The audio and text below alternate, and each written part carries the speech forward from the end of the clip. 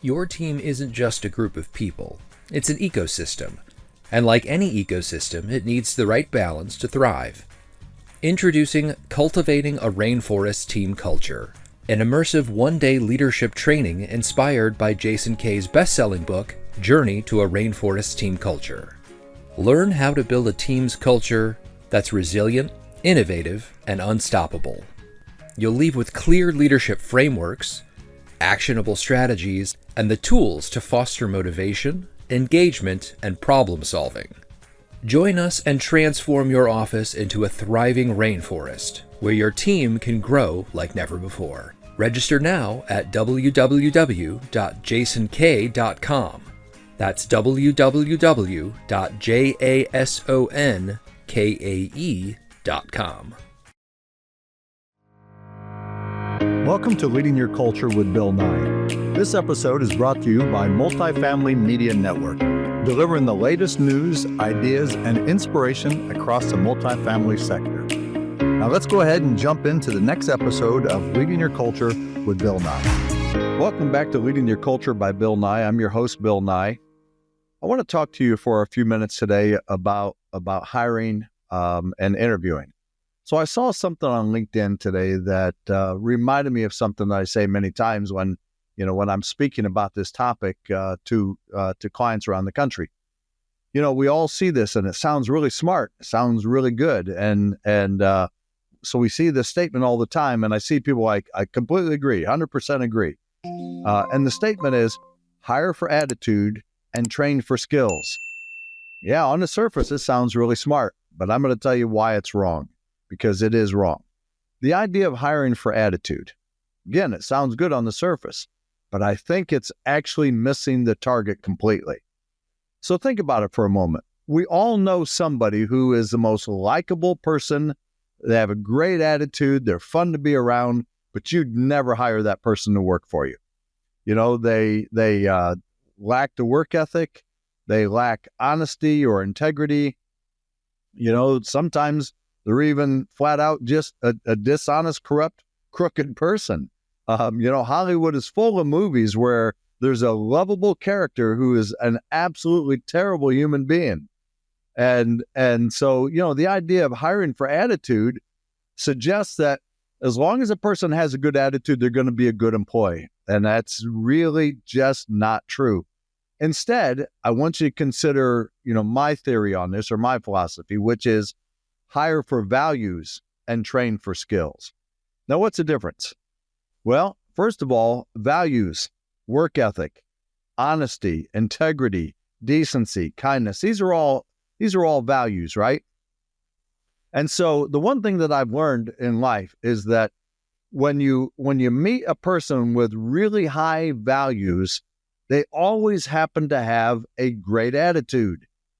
But not everybody with a great attitude has great values. In fact, I believe that our prisons all around the country are filled with many people who know them, friends and family members, would say they're a very likable person. They have a great attitude, but they're a thief. They're a crook. They're dishonest. And so I found that you can have a great attitude and not have great values, but you can't have great values and have a bad attitude. I've never met anyone with great values who has a bad attitude.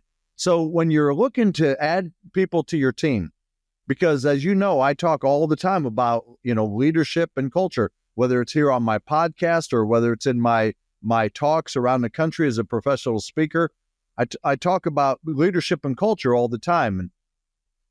And no one can do it alone. Everybody has to surround themselves with the right people. And so assembling the right team is a really critical component.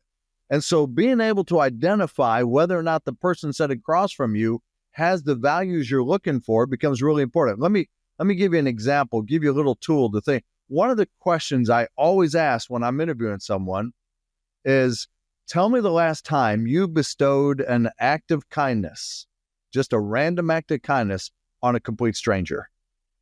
And, I've had people look at me and think, and then say, I can't really think of anything off the top of my head. Okay. I had somebody say to me one time, Well, this morning before coming to meet with you, I stopped at McDonald's for breakfast and I held the door for the person behind me. Okay. Can't say that I was overwhelmed. Now, listen, I'm all about holding the door for other people. I do it all the time, and I think that's a nice thing to do. But I might be looking for something or hoping for something that requires a little bit more effort than that. But I'll tell you a story of a gentleman that I hired years ago when I was running the company that gave one of the best answers and turned out to be one of the most incredible employees ever. So if you live on or have ever traveled up and down the East Coast, everybody knows, the horror of traveling on I-95. Runs from, Miami all the way up to Canada. And I've often referred to as I-95 as a concrete death trap. It's a terrible highway. And people get on I-95 and they just drive like a maniac, and you're not pulling over for anyone or anything. And so he tells me the story. I said, ask the question about the last random act of kindness he bestowed upon a complete stranger. No reason to do this, not looking for anything in return, just who you are. I didn't add that part to the question, but so I asked the question, and he said, so about a week ago, I was traveling on I-95, and a lady was broke down on the side of the road. And he said, so I pulled off, and I helped her. I figured out what was wrong with her car. I got her car running, and I waited while she safely pulled back onto the interstate and kept going. And I remember when I was in the Air Force, stationed at Andrews Air Force Base, there was this horrific story of a sailor who worked at the Pentagon, and he was on his way to work when he got a flat tire on the driver's side. He pulled off onto the right shoulder of I-95, and while trying to change his tire, he was struck by a car, and he laid there dying. He was alive, but he laid there dying for hours. And I think about I-95 going through D.C., the tens or maybe even hundreds of thousands of vehicles that passed this sailor on the side of the road, severely injured and in the process of dying, and no one stopped to help. My point is I-95, that's terrible. But I-95, people just don't stop, not even for a dying service member. And yet this man, Sergio, stopped and rendered aid to this lady, and then waited and helped her, merge onto the highway and got back on the road. And I thought, that's a value that I'm looking for in someone on my team. Somebody who's going to, forget about what they have to do in the moment because somebody needs help. And he did. And he turned out to just be an incredible employee in terms of putting other people first, always ready to help somebody else when they needed help. Honest, just had incredible integrity. And we had to work on his language. He used a lot of profanity, and I gave him a hard time about that constantly. But he was an incredible person, an incredible hard worker, incredibly smart, incredibly gifted, but he had incredible values.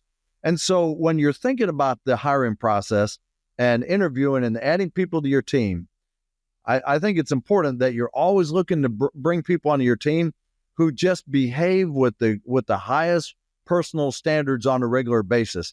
And so the idea of hiring for attitude and training for skills, as much as it sounds really smart, really good on the surface, and all these people hit the like button and agree, I want you to remember that I said that's actually a terrible idea. Stop hiring for attitude and start hiring for values. Hire for work ethic, integrity, honesty, decency, kindness, friendliness, so on and so forth. And then come up with questions that will really uncover whether or not this person possesses those values. And I promise you, here's what you'll find. You'll find when you hire people with great values, that you also just happen to hire somebody with a great attitude. Hey, listen, I hope this helps. I always appreciate you tuning in to Leading Your Culture with Bill Nye. And I hope you have a great day, and we'll talk to you soon. Thanks for tuning in to Leading Your Culture with Bill Nye. If you enjoyed today's episode, don't forget to subscribe, like, leave a review, and share it with your network. And remember, this podcast is proudly brought to you by Multifamily Media Network, your trusted source for stories, trends, and insights in multifamily living. I appreciate you checking out my episode. I'm Bill Nye, and this was Leading Your Culture with Bill Nye.